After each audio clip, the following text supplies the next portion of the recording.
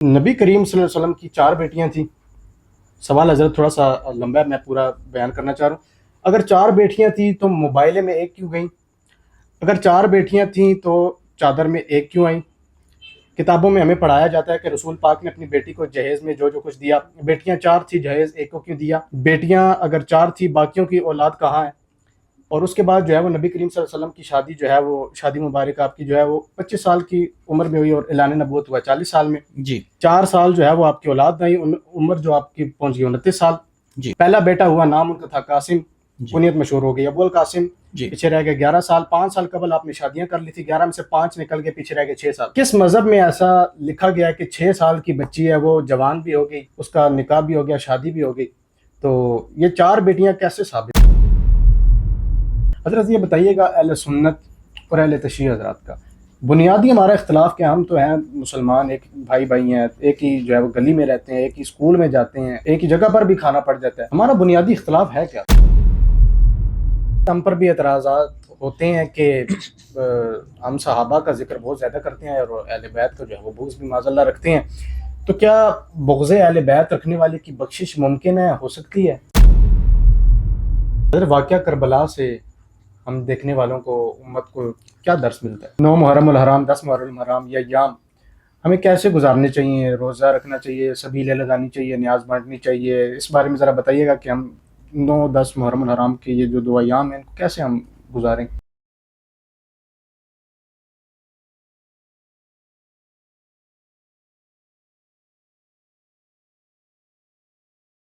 اعوذ باللہ من الشیطان الرجیم، بسم اللہ الرحمن الرحیم۔ ٹی کیو پوڈ کاسٹ میں آپ احباب کا خیر مقدم ہے۔ آپ احباب سے ہماری یہ گزارش ہے، ٹی کیو پوڈ کاسٹ کے آفیشیل یوٹیوب چینل کو، فیس بک پیج کو، ٹک ٹاک اکاؤنٹ کو، انسٹاگرام اکاؤنٹ کو لائک، شیئر اور سبسکرائب کرنا مت بھولیے گا۔ محرم الحرام کے یہ ایام چل رہے ہیں اور کچھ ایسے سوالات جو اہل سنت اعتراضات کرتے ہیں اور کچھ ایسے سوالات جو اہل سنت پر اعتراضات ہوتے ہیں، الحمدللہ آج ان کے جوابات لینے کی کوشش کریں گے۔ آج اسٹوڈیو میں ہمارے ساتھ جو شخصیت موجود ہیں، حضرت علامہ مولانا قاری عاطف سلیم نقشبندی صاحب۔ السلام علیکم ورحمۃ اللہ۔ علامہ صاحب کیا حال چال؟ ورحمۃ اللہ وبرکاتہ۔ اور کیسے ہیں؟ خیریت سے؟ اللہ کا بہت کرم ہے۔ اللہ حضرت محرم الحرام کے ایام یہ چل رہے ہیں اور کچھ سوالات ہیں جو اہل سنت بھی پوچھنا چاہ رہی ہے اور کچھ سوالات جو اہل سنت پہ اعتراضات ہو رہے ہیں، آج گفتگو کرنے کی کوشش کریں گے انشاءاللہ۔ پہلے آپ کو تھوڑا سا انٹرو کر لیتے ہیں کہ دینی اور دنیاوی آپ کی جو ہے وہ کوالیفیکیشن بتائیے گا ہمارے ناظرین کو۔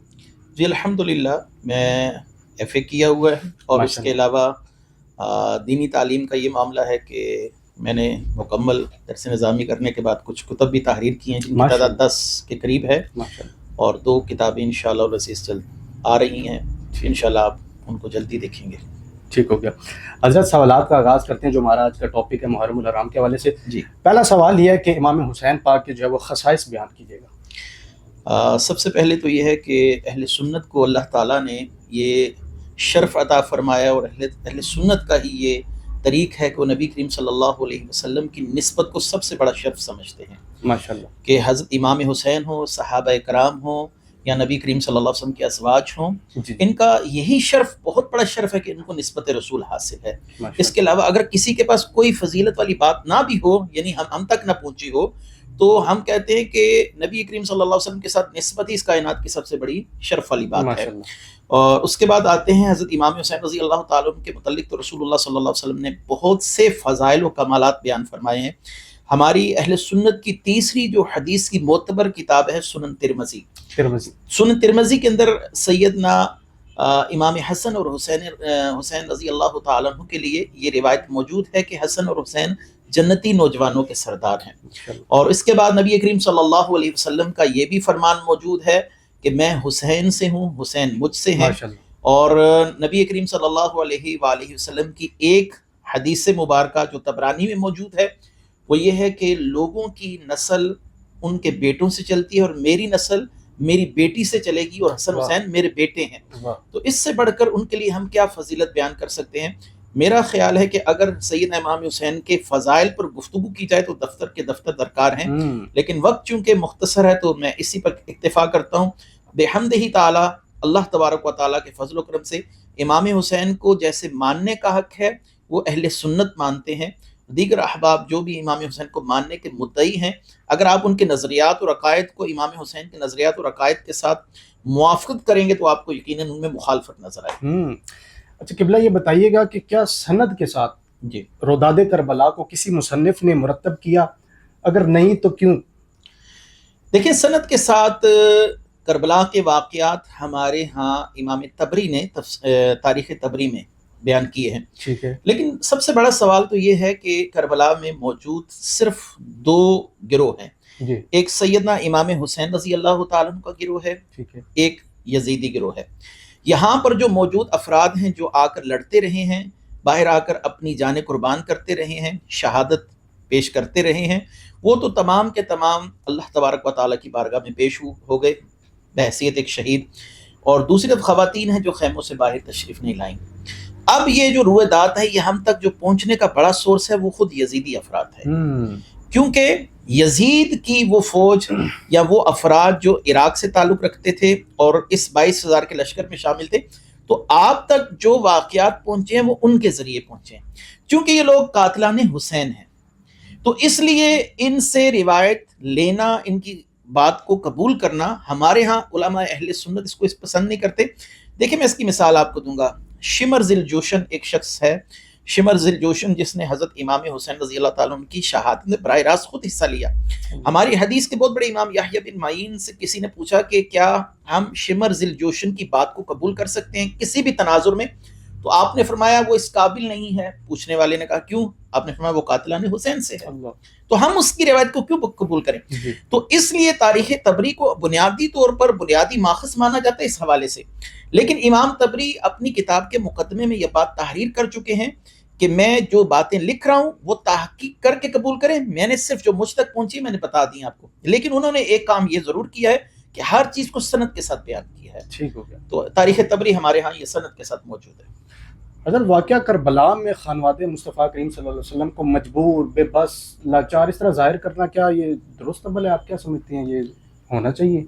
نہیں، میں یہ سمجھتا ہوں کہ سیدنا امام حسین کو مجبور اور بے بس ایسا ہم ثابت نہیں کر سکتے، پھر تو ان کی جو شہادت ہے وہ ایک شرف نہیں ہوگا۔ ہم تو کہتے ہیں کہ اللہ تبارک و تعالیٰ کے محبوب نبی کو یہ ان کی زندگی میں بتا دیا گیا تھا کہ حسین کو شہید کیا جائے گا، تو رسول اللہ صلی اللہ علیہ وسلم نے کبھی دعا نہیں کی یا اللہ حسین کو بچانا، اس کو شہادت نہ ملے۔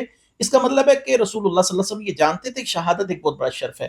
تو امام حسین اگر مجبوری کی حالت میں مارے گئے تو پھر ان کے لیے شہادت نہ ہوئی، ایک مجبوری کی موت ہوئی، ایک مجبوری کی موت ہوئی جو ان کو بادل نخواستہ قبول کرنی پڑی۔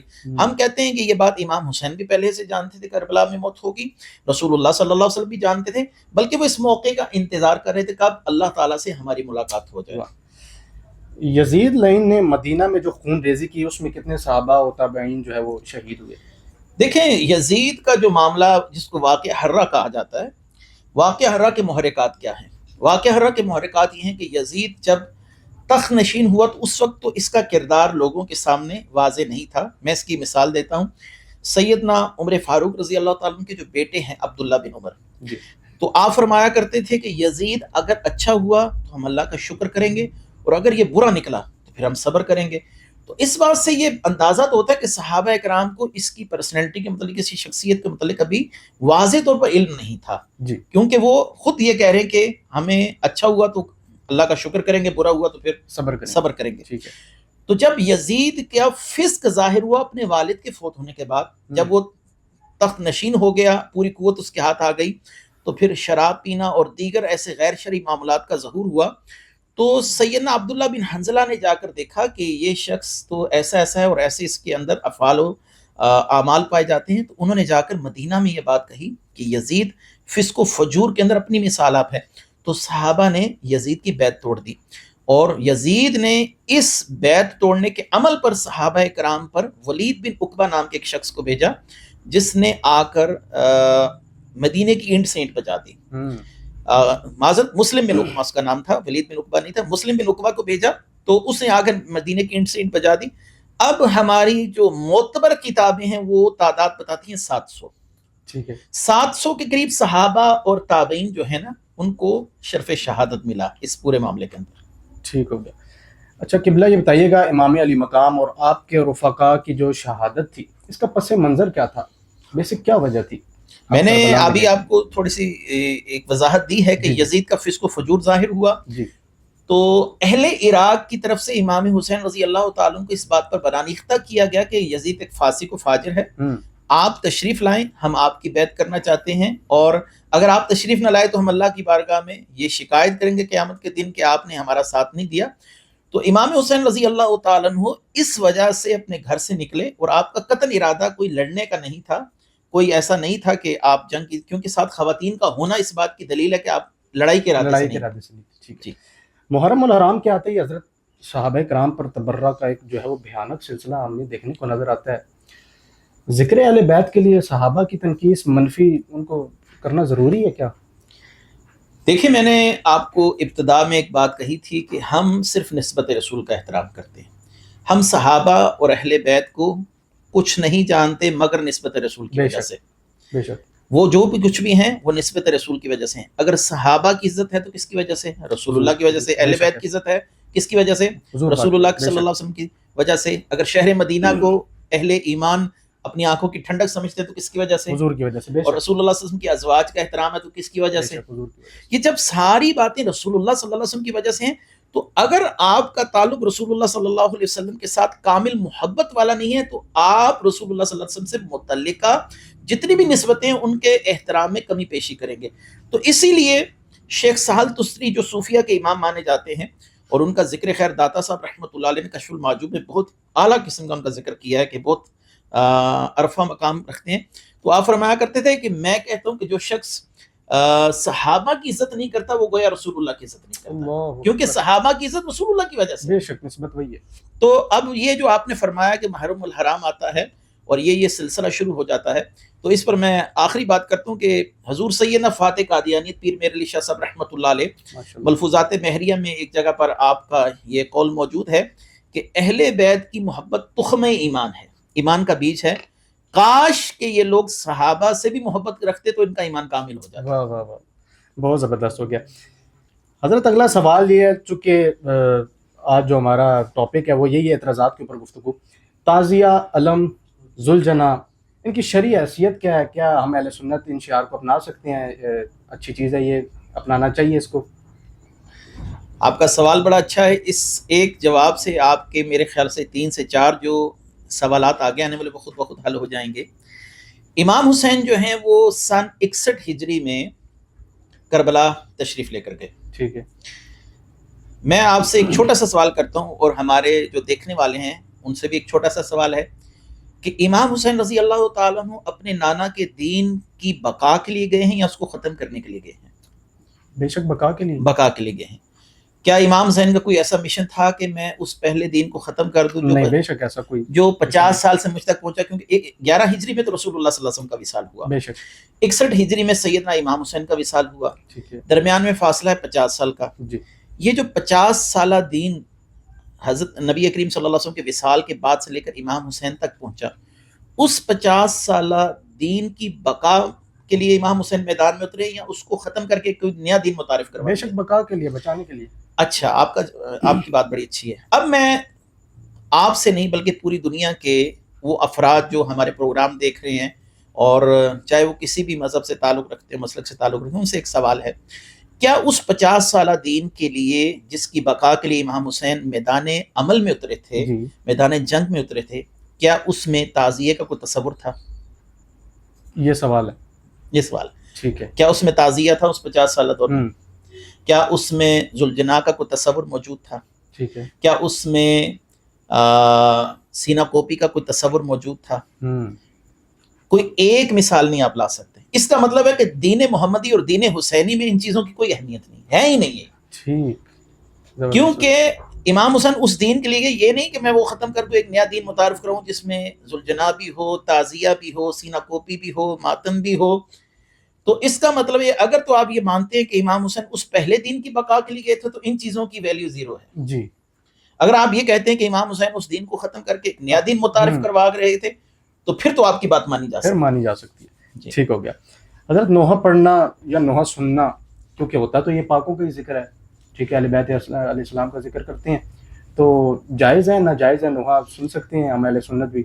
دیکھیں، نوحہ ایک خاص اصطلاح ہے جو کہ ایک خاص مسلک کے ہاں کربلا کے حالات و واقعات کو بیان کرتے ہوئے، سینہ کوپی کرتے ہوئے ان کے غم و علم کی داستانیں اور غم کو تازہ کیا جاتا ہے اور سوگ جی کو تازہ کیا جاتا ہے۔ تو یاد رکھیے کہ اسلام نے سوگ کی بہت زیادہ مدت صرف 3 دن رکھی ہے۔ ٹھیک ہے، 3 دن سے چوتھا دن جو ہوتا ہے نا، وہ سوگ کے لیے غیر شرعی ہے، اس میں سوگ کرنا رسول اللہ صلی اللہ علیہ وسلم کے دین کی مخالفت ہے۔ ایک عورت صرف 4 مہینے 10 دن سوگ کر سکتی ہے، وہ بھی اپنے شوہر کا، اس سے زیادہ نہیں۔ اب آپ ہر سال سوگ کی کیفیت لا رہے ہیں، نوحے پاڑے ہیں، اور رونا اور ماتم کرنا اور چیخو پکار آہو بکا، اپنے چہرے پر تماچے لگانا۔ رسول اللہ صلی اللہ علیہ وسلم کی ایک حدیث ہے جو صحیح بخاری میں موجود ہے، جس شخص نے اپنی ران پر ہاتھ مارا بے صبری سے، اپنے چہرے پر ہاتھ مارا، اس کے سارے اعمال ضائع کر دیے جاتے ہیں۔ اللہ اکبر۔ حضرت یہ بتائیے گا، اہل سنت اور اہل تشیع حضرات کا بنیادی ہمارا اختلاف کیا؟ ہم تو ہیں مسلمان، ایک بھائی بھائی ہیں، ایک ہی جو ہے وہ گلی میں رہتے ہیں، ایک ہی اسکول میں جاتے ہیں، ایک ہی جگہ پر بھی کھانا پڑ جاتا ہے، ہمارا بنیادی اختلاف ہے کیا؟ ہمارے عام طور پر لوگ سمجھتے ہیں کہ شاید یہ لوگ ماتم وغیرہ کرتے ہیں تو ہمارا ان سے یہ اختلاف ہے، یہ سیاہ لباس پہنتے ہیں تو شاید ہمارا ان سے یہ اختلاف ہے۔ جی۔ بنیادی اختلاف آپ شاید نہیں جانتے کہ ہمارے ان سے بنیادی اختلاف قرآن کا اختلاف ہے۔ یہ قرآن کو محفوظ کتاب نہیں سمجھتے۔ جو شخص قرآن مجید کے ایک نقطے، ایک زیر، ایک زبر کی تعریف کا عقیدہ رکھتا ہو، وہ شخص مسلمان نہیں ہے، کیونکہ قرآن میں اللہ نے خود فرمایا نحن نزلنا الذکر وإنا لہ لحافظون، کہ قرآن کو ہم نے اتارا ہے تو قرآن کی حفاظت بھی ہم ہی کریں گے۔ تو جب قرآن کی حفاظت کا ذمہ اللہ تبارک و تعالیٰ نے لیا ہے، تو پھر اگر کوئی شخص اس کے خلاف عقیدہ رکھے، اب آتے ہیں ان کی اس عقیدے کی میں تشریح کر دوں، وضاحت کر دوں اور اس عقیدے کے حوالے سے بات کر دوں۔ دیکھیں، ان لوگوں نے ایک مکمل کتاب لکھی ہے جس کا نام ہے فصل الخطاب، ٹھیک ہے، نوری تبرسی کی کتاب ہے، اور وہ کتاب الحمدللہ فقیر کے کتب خانے میں موجود ہے، جس میں اس شخص نے 350 صفحات پر یہ ثابت کیا ہے یہ قرآن وہ قرآن ہے ہی نہیں، اس قرآن کا 75% حصہ ختم ہو چکا ہے۔ وہ ان کے بقول قرآن کی 17,000 آیات ہیں، بلکہ ان کے بقول سورہ الاحزاب کی جو طوالت ہے وہ سورہ البقرہ سے بھی بڑی ہے۔ صرف اس میں سے صحابہ نے جان بوجھ کر وہ آیات نکال دی ہیں جو کہ اہل بیت کے فضائل و بنات کی پر تھی۔ ایک تو یہ بات ہوئی۔ دوسری طرف آتے ہیں کہ کسی غیر نبی کو نبی سے افضل سمجھنا یہ کفر ہے۔ اہل سنت کا متفقہ عقیدہ کہ کسی غیر نبی کو نبی سے افضل نہیں سمجھتے۔ ان کے ہاں سیدنا علی کرم اللہ وجہ الکریم، اور گزشتہ دنوں یہ باز گشت بھی آپ کو سنائی دی ہوگی سوشل میڈیا پر، بڑا شوق پڑ گیا، حضرت علی رضی اللہ تعالیٰ عنہ کو رسول اللہ صلی اللہ علیہ وسلم کے علاوہ کم و بیش 1,24,000 انبیاء پر فضیلت حاصل ہے۔ غیر نبی کو نبی پر فضیلت دینا بھی عقیدہ کفریہ ہے۔ اس کے علاوہ ایک عقیدہ، ان کا عقیدہ بدع ہے، اس کو کہا جاتا ہے کہ اللہ تبارک و تعالیٰ کو پہلے اس معاملے کا علم نہیں ہوتا، اور یہ ان کی جو مشہور تفسیر ہے مجموع البیان میں تبرسی لکھتا ہے کہ اللہ تعالیٰ کو پہلے معاملات کا علم نہیں ہوتا، جب وہ ہو جاتے ہیں تو اللہ تبارک و تعالیٰ ان چیزوں کو چینج کر دیتے ہیں۔ تو اللہ تبارک و تعالیٰ بس پناہ عطا۔ یہ بنیادی اختلافات، یہ بنیادی اختلافات ہیں۔ یہ جو دوسری چیزیں یہ فروعی اختلافات ہیں ہمارے۔ حضرت حسنین کریمین سے نبی کریم صلی اللہ علیہ وسلم کا محبت کا کیا عالم تھا؟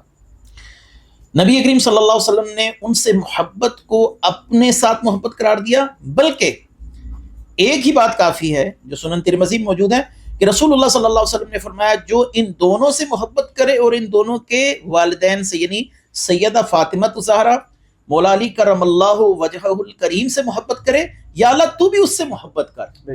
کتنی بڑی فضیلت کی بات ہے، یا اللہ تو اسے اپنا محبوب بنا لے جو ان کو اپنا محبوب بنا لے، تو اس سے بڑھ کر ان کی فضیلت کی کیا بات ہے؟ حضرت ہم پر بھی اعتراضات ہوتے ہیں کہ ہم صحابہ کا ذکر بہت زیادہ کرتے ہیں اور اہل بیت کو جو ہے وہ بغض بھی معاذ اللہ رکھتے ہیں، تو کیا بغض اہل بیت رکھنے والے کی بخشش ممکن ہے، ہو سکتی ہے؟ دیکھیں، اہل سنت کی مشہور شخصیت مجدد علی ثانی رحمۃ اللہ علیہ، جن کو ہم 100 سال کا مجدد نہیں 1000 سال کا مجدد تسلیم کرتے ہیں۔ سیدی اعلیٰ فتاوی رضویہ میں مجدد علی ثانی رحمۃ اللہ علیہ کو ایک بہت بڑی معتبر شخصیت مانتے اور گردانتے ہیں، اور مجدد علی ثانی رحمۃ اللہ علیہ اپنے مکتوبات میں فرماتے ہیں کہ جو شخص اہل بیت سے محبت نہیں رکھتا اس کا خاتمہ بالخیر نہیں ہوتا۔ ٹھیک ہے، لیکن یہاں پر یاد رہے کہ اہل بیت میں رسول اللہ کے ازواج بھی شامل ہیں، سیدہ پاک بھی شامل ہیں، سیدنا مولا علی کرم اللہ وجہہ الکریم بھی شامل ہیں، اور حسنین کریمین بھی شامل ہیں۔ اہل بیت سے مراد آپ صرف 4 افراد کو مراد لے لیں، نہیں یہی ہونے چاہیے، تو یہ خود ساختہ تشریح ہے، جبکہ قرآن نے اہل بیت نبی کی ازواج کو بھی کہا ہے۔ حضرت واقعہ کربلا سے ہم دیکھنے والوں کو، امت کو کیا درس ملتا ہے؟ بہت آسان سا ہے، ایک یہ ہے کہ دین کے لیے تکالیف آتی ہیں، استقامت اختیار کیجیے، صبر، اور دوسرا صبر ہے، تیسرا یہ ہے کہ شخصیت بعد میں ہے، دین پہلے ہے۔ واہ، شخصیت بعد میں، شخصیت بعد میں ہے، دین پہلے ہے۔ امام حسین نے خود کو دین کے لیے قربان کیا، دین کو قربان نہیں کیا۔ واہ واہ، خود یہ کو قربان کیا، خود کو قربان کیا دین کے لیے، بے شک۔ دین کو اپنے لیے قربان نہیں کیا۔ دور حاضر میں حسینی اور یزیدی، اس کی پہچان حضرت ہم کیسے کریں گے؟ یزیدی کو کیسے ہم پہچانیں گے کہ یہ شخص یزیدی کردار رکھتا ہے؟ دیکھیں، یزید کے متعلق ہماری عقائد کی کتابوں میں لکھا ہے وہ فاسق تھا، فاجر تھا، شرابی تھا، موسیقی کا دلداتا تھا، وغیرہ وغیرہ۔ اور امام حسین رضی اللہ تعالیٰ عنہ کو قرآن کا اتنا شغف تھا کہ نیزے پر بھی قرآن پڑھ رہے ہیں، خیموں میں بھی قرآن پڑھ رہے ہیں۔ واہ، آسان سا ہے، جس کو دیکھیں مسجد میں نماز پڑھ رہا ہے، قرآن کو پڑھتا ہے، وہ حسینی ہے۔ جو گھر میں رہ کر امام حسین کے نام کے نعرے لگائے لیکن کردار سے یزیدیت دکھا رہا ہو تو ایسا شخص یزیدی ہے۔ اب خود بتائیے، گانے آپ سن رہے ہیں، اذان ہو رہی ہے، آپ کو اس کو تقدس کا خیال نہیں، نماز آپ پڑھ نہیں رہے، جی، تو آپ کردار سے حسینی ہے یا یزیدی؟ یزیدی، بس یہی فرق ہے۔ ٹھیک ہو گیا۔ اچھا قبلہ، اہل سنت اہل بیت علیہ السلام سے اپنی محبت کا اظہار کیسے فرماتے ہیں، کیسے کرتے ہیں؟ دیکھیں، ہمارے ہاں تو یہ معمول رہا ہے کہ اہل سنت ان کے ایام کو بڑے ذوق و شوق سے مناتے ہیں۔ الحمدللہ، میں کسی کی مثال کیا دوں، ہمارے اپنے خاندان میں، ہمارے اپنے گھر میں یہ ہے کہ سیدہ پاک کے ایام، سیدنا مولا علی کرم اللہ وجہ الکریم کے ایام، حسنین کریم کے حوالے سے جتنے ایام آتے ہیں، الحمدللہ دینی جوش و جذبے سے مناتے ہیں۔ غریبوں کو کھانا کھلایا جاتا ہے، ہمارے خود اہل سنت کے افراد روزہ رکھتے ہیں، اللہ تبارک و تعالیٰ کی بارگاہ میں ہدیہ تبریک پیش کرتے ہیں، اہل بیت کے لیے اصال ثواب کی محافل ہوتی ہیں۔ یہ کوئی چھپی ہوئی بات نہیں ہے۔ اگر آپ یہ کہتے ہیں کہ اہل بیت کی محبت یہ ہے کہ صحابہ کو تبرہ کیا جائے، تو یہ اہل بیت کی محبت نہیں ہے۔ صحابہ اکرام وہ نفوس قدسیاں ہیں جن سے حسنین خود محبت رکھتے تھے، اور وہ حسنین سے محبت رکھتے تھے۔ اگر آپ اس کو اپنی خود ساختہ تشریح کو محبت کا نام دے رہے ہیں، تو محبت قرآن نے کہا اتباع کا نام ہے، ان کنتم تحبون اللہ فاتبعونی۔ تو اتباع کس کی ہے؟ حسنین کی۔ اگر حسنین کی اتباع کریں گے تو آپ محب صحابہ ہوں گے، صحابہ کی اتباع کریں گے تو آپ محب اہل بیت ہو جائیں گے۔ اچھا قبلہ، کالا لباس جو ہے وہ پہننے کے متعلق کیا حکم موجود ہے؟ کہا جاتا ہے، ہمیں تو اس چیز کا نہیں آئیڈیا، آپ ابھی ہمیں کلیئر کریں گے کہ یہ فرعون کا بھی لباس تھا؟ دیکھیں، یہ روایات ہماری کتابوں میں تو نہیں ہے کہ فرعون کا لباس تھا، یہ روافظ کی کتابوں میں ہے۔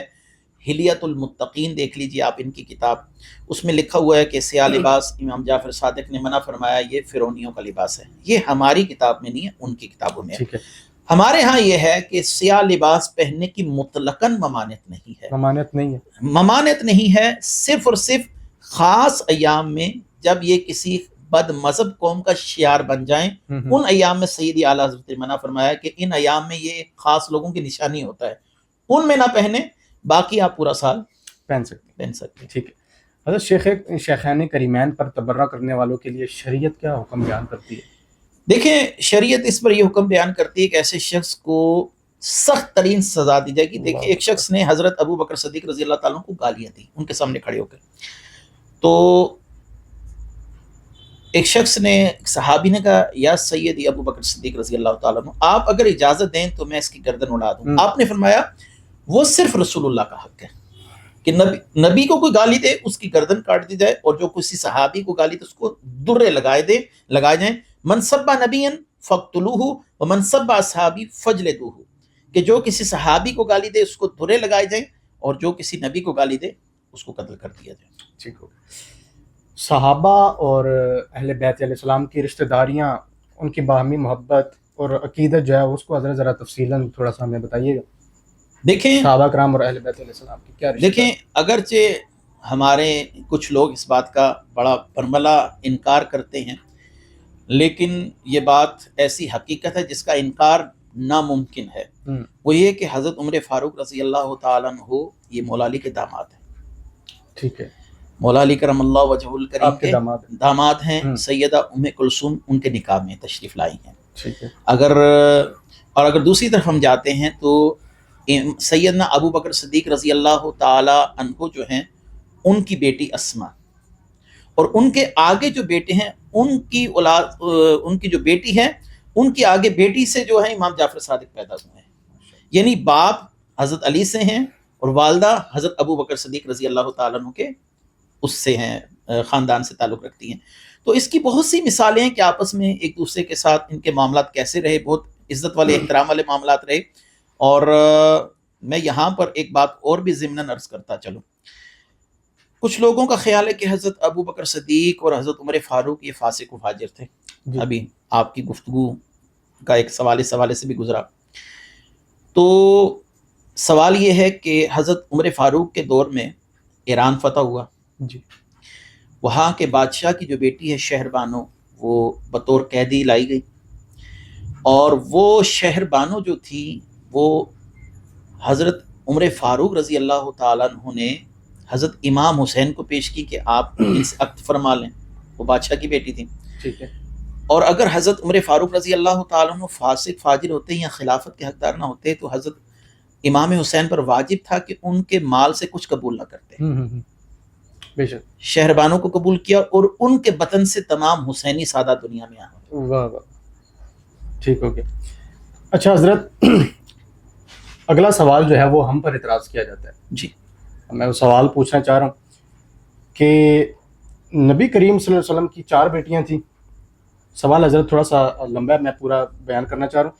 اگر 4 بیٹیاں تھیں تو موبائلے میں 1 کیوں گئیں؟ اگر 4 بیٹیاں تھیں تو چادر میں 1 کیوں آئیں؟ کتابوں میں ہمیں پڑھایا جاتا ہے کہ رسول پاک نے اپنی بیٹی کو جہیز میں جو کچھ دیا. بیٹیاں 4 تھی، جہیز 1 کو کیوں دیا؟ بیٹیاں اگر 4 تھی، باقیوں کی اولاد کہاں ہے؟ اور اس کے بعد جو ہے وہ نبی کریم صلی اللہ علیہ وسلم کی شادی جو ہے وہ شادی مبارک آپ کی جو ہے وہ 25 سال کی عمر میں ہوئی اور اعلان نبوت ہوا 40 سال میں. جی. 4 سال جو ہے وہ آپ کی اولاد نہیں، عمر جو آپ کی پہنچ گئی 29 سال. جی. پہلا بیٹا ہوا، نام ان کا تھا قاسم. کنیت مشہور ہو گئی ابو القاسم. جی. پیچھے رہ گئے 11 سال. 5 سال قبل آپ نے شادیاں کر لی تھی، 11 میں سے 5 نکل گئے، پیچھے رہ گئے 6 سال. کس مذہب میں ایسا لکھا گیا کہ 6 سال کی بچی ہے وہ جوان بھی ہو گئی، اس کا نکاح بھی ہو گیا، شادی بھی ہو گئی؟ تو یہ 4 بیٹیاں کیسے ثابت ہیں؟ دیکھیں، نبی کریم صلی اللہ علیہ وسلم کے گھر پہلے بیٹے کی جب ولادت ہوئی ہے قاسم کی، تو آپ صلی اللہ علیہ وسلم کی عمر مبارک ہے 29 سال. جی. اور جب نبی کریم صلی اللہ علیہ وسلم کی عمر مبارک 30 سال ہوئی تو آپ کے گھر پہلی بیٹی سیدہ زینب کی ولادت ہوئی. ٹھیک ہو گیا. اور یہ سیدہ زینب جو ہے ان کی ولادت 30 سال کی عمر میں، رسول اللہ صلی اللہ علیہ وسلم کی عمر مبارک 30 سال تھی. ٹھیک ہے. یہ ہمارے بہت بڑے امام ہیں، امام زرقانی و شرح المواہب الدنیا میں یہ بات لکھ رہے ہیں. میں حوالے اس لیے ساتھ دے رہا ہوں تاکہ تلاش کرنے والے کو آسانی ہو جائے. ٹھیک ہو گیا. بعثت سے 10 سال پہلے رسول اللہ صلی اللہ علیہ وسلم کی بیٹی پیدا ہو چکی ہیں. یعنی جب رسول اللہ صلی اللہ علیہ وسلم نے اعلان نبوت کیا تو عمر مبارک کتنی ہو گئی؟ 10 سال. ٹھیک ہے. سیدہ زینب کی. ان سے 2 سال چھوٹی ہیں رقیہ. ٹھیک ہے. یعنی جب رسول اللہ صلی اللہ علیہ وسلم نے اعلان نبوت کیا تو رقیہ کی جو عمر ہے وہ تھی 8 سال. ٹھیک ہے. اور ان سے 1 یا 2 سال چھوٹی ہیں جو رسول اللہ صلی اللہ علیہ وسلم کی بیٹی ام کلثوم، اور ان کی عمر مبارک اس وقت تھی 6 سال. ٹھیک ہے. 6، 8 اور 10. ٹھیک ہے. ٹھیک ہو گیا. رسول اللہ صلی اللہ علیہ وسلم پر جب پہلی وحی آئی، جی، اس وحی کے بعد 3 سال تک وحی منقطع رہی ہے. ٹھیک ہے. تو 4 سال یہ ہو گئے. ٹھیک ہے. تو سیدہ زینب کی جو عمر ہے وہ 14 سال بنتی ہے. صحیح ہو گیا. سیدہ رقیہ کی عمر جو ہے وہ 12 سال بن رہی ہے. ٹھیک ہے. اور سیدہ ام کلثوم کی عمر جو ہے 10 سال بن رہی ہے. ان 4 سال کو ملا. ٹھیک ہو گیا.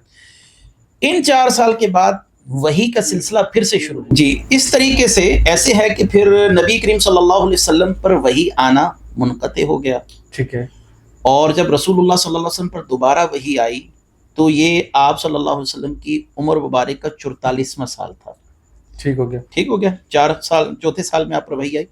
اور آپ صلی اللہ علیہ وسلم پر اسی سال یا اگلے سال وحی آئی وَأَنذِرْ عَشِيرَتَكَ الْأَقْرَبِينَ، آپ اپنوں کو ڈرائیں.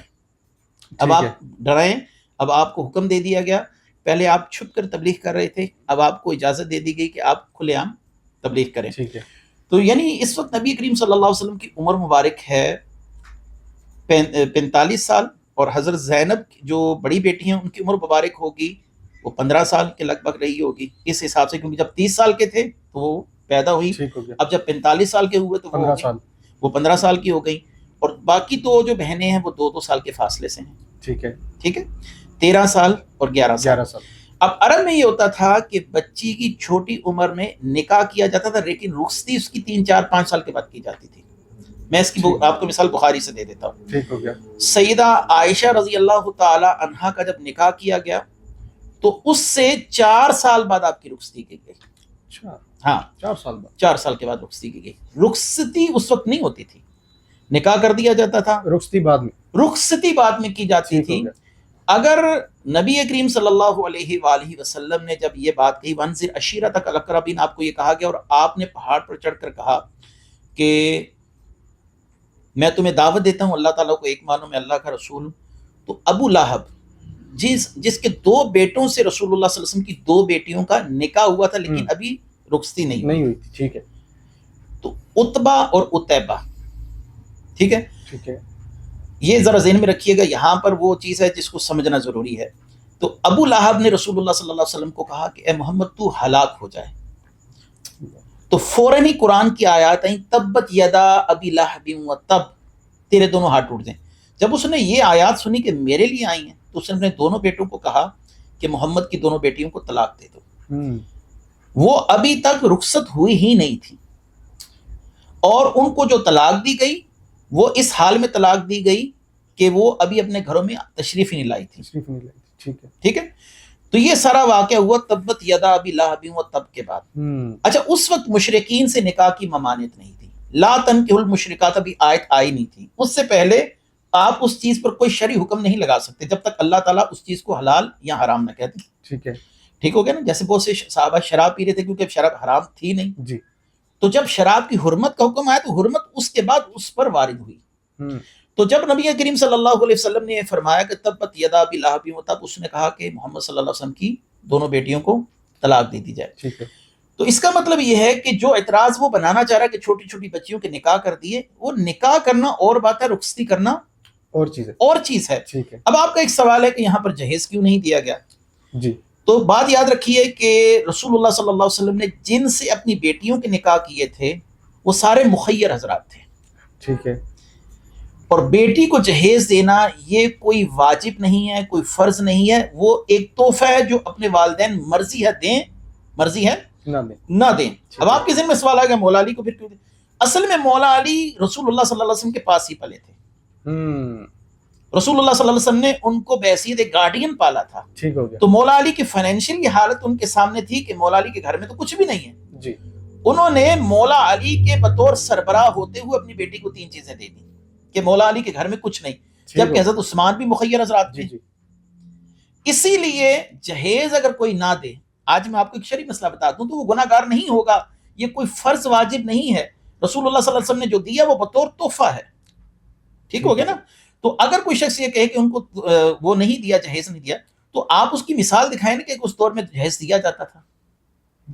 کیا حضرت عائشہ رضی اللہ تعالیٰ عنہ کے حوالے سے مثال دکھا سکتے ہیں وہ جہیز لے کر آئی تھی، یا آپ ان کے نکاح کا انکار کریں گے؟ جی. نبی کریم صلی اللہ علیہ وسلم کی جتنی بھی ازواج ہیں کیا آپ ان کے جہیز کی روایات پیش کر سکتے ہیں؟ نہیں کر سکتے. بالکل. جی ٹھیک ہو گیا. اچھا قبلہ 9 محرم الحرام، 10 محرم الحرام یا ایام ہمیں کیسے گزارنے چاہیے؟ روزہ رکھنا چاہیے، سبیلیں لگانی چاہیے، نیاز بانٹنی چاہیے؟ اس بارے میں ذرا بتائیے گا کہ ہم 9 10 محرم الحرام کے یہ جو 2 ایام ہیں ان کو کیسے ہم گزاریں، کیا حکم؟ دیکھیں 9 اور 10 محرم کو روزہ رکھنا چاہیے. اس کی ایک اصل یہ ہے، بخاری شریف میں ہے کہ نبی کریم صلی اللہ علیہ وسلم جب مدینہ شریف تشریف لائے تھے تو یہود جو تھے نا وہ 10 محرم کا روزہ رکھتے تھے. تو نبی کریم صلی اللہ علیہ وآلہ وسلم نے یہود سے اس بات کا سوال کیا تم 10 محرم کا روزہ کیوں رکھتے؟ انہوں نے کہا اس دن اللہ نے ہمیں نجات دی تھی، فرعون سے ہماری جان چھوٹ گئی تھی. جی. تو رسول اللہ صلی اللہ علیہ وسلم نے فرمایا صحابہ کو تم بھی روزہ رکھا کرو کیونکہ موسیٰ آپ لوگوں کے بھی نبی ہیں، ہمارے نبی ہیں. بے شک. تو صحابہ نے کہا یا رسول اللہ صلی اللہ علیہ وسلم یہ تو مشابہت ہو جائے گی یہود کے ساتھ. تو آپ صلی اللہ علیہ وسلم نے فرمایا تم اس کے ساتھ ایک روزہ اور ملا کے رکھ. جی جی. 9 اور 10 محرم کا روزہ تو رسول اللہ صلی اللہ علیہ وسلم کی زندگی سے ہی چلتا آ رہا ہے. ٹھیک ہے. اب آ گیا امام حسین کی شہادت کے بعد کا معاملہ. تو ظاہری سی بات ہے اصحال ثواب کیا جائے, قرآن پڑھ کر ان کو زیادہ سے زیادہ اصحال ثواب کیا جائے, اور ان افراد کا ذکر جمیل کیا جائے, اپنی آنے والی نسلوں کو ان کی قربانیاں بیان کی جائیں, اور کوشش کی جائے کہ جھوٹی اور من گڑت روایات نہ بیان کی جائیں. اعلیٰ حضرت نے جو فتاوی رضویہ میں, امام غزالی نے احیاء العلوم کے اندر, اور امام ابن حجر مکی نے الصواعق المحرقہ میں جو کہا ہے نا کہ کربلا کے ایام میں واقعہ کربلا بیان کرنا حرام ہے, تو اس وجہ سے کہ اس میں جھوٹ کی آمیزش بہت زیادہ ہو گئی ہے. بے شک. اب آپ دیکھیں گے کہ ہر سال ذاکرین جو ہے نا وہ نئے سے نئے واقعات سنا رہے ہوتے ہیں. 3 تیر ادھر سے گئے, اگلی بار وہ 7 ہو جائیں گے. ٹھیک ہے, اس کا مطلب یہ ہے کہ یہ وضاقتہ جو بھی ہے ساری, یہ ہر سال ایک نئے سرے سے کریٹ کی جاتی ہے لوگوں کو ایموشنلی بلیک میل کرنے کے لیے, اپنی روٹیاں سیدھی کرنے کے لیے. امام حسین کا اتنا ذکر کرنا مستحسن ہے, جمیل ہے, جتنا رسول اللہ صلی اللہ علیہ وسلم کی صحیح احادیث سے ثابت ہے. قرآن میں ان کی فضیلت پر جو آیات ہیں وہ کافی ہیں. باقی ان کی جو خدمات ہیں اسلام کے لیے وہ بیان کی جائیں. یہ ضروری نہیں کہ آپ ایک ایک لفظ, ایک ایک واقعہ کربلا کا بیان کریں گے تو آپ امام حسین کی خدمت کریں. جھوٹ ویسے بھی حرام ہے, اور بڑوں کا نام لے کر بولنا تو زیادہ اس کی ممانعت ہے. بے شک. ٹھیک ہو گیا. حضرت آپ تشریف لائے, آج جو سوالات تھے آپ نے ماشاءاللہ ان کے خوبصورت جوابات دینے کی کوشش کی ہے. شکریہ, چھوٹا لفظ ہے. اللہ کریم آپ کو مزید برکتیں دے, آپ کے علم و عمل میں مزید برکتیں عطا فرمائے. اب احباب سے ہماری یہ گزارش ہے, ٹیکیو پوڈ کاسٹ کے آفیشیل یوٹیوب چینل کو, فیس بک پیج کو, ٹک ٹاک اکاؤنٹ کو لائک, شیئر اور سبسکرائب کرنا مت بھولیے گا. مجھے اور علامہ صاحب کو اپنی دعا میں یاد رکھیے گا. اپنے میزبان حافظ محمد طاہر قادری کو اجازت دیجیے گا. السلام علیکم ورحمۃ اللہ وبرکاتہ.